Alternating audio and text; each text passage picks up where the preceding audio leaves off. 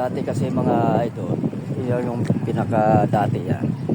Yan ang pinakadaanan ngayon. Ang ginawa rito, nilaparan to. Tingnan nyo, nilaparan tong lugar na ito. Yan, mayroon pa ritong grade. Yan, yan, nilaparan. Ayun, yung pupunta tayo doon sa pinakadulo.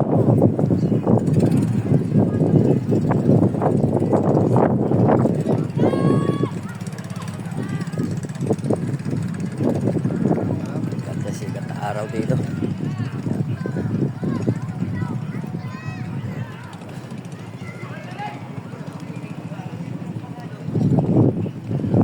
Tapos yung bandaro, no, dinugsungan pa yung pinakakuan doon sa gitna. Oh. Dinugsungan pa nang iwan natin kung anong purpose ko sa lugar na yan.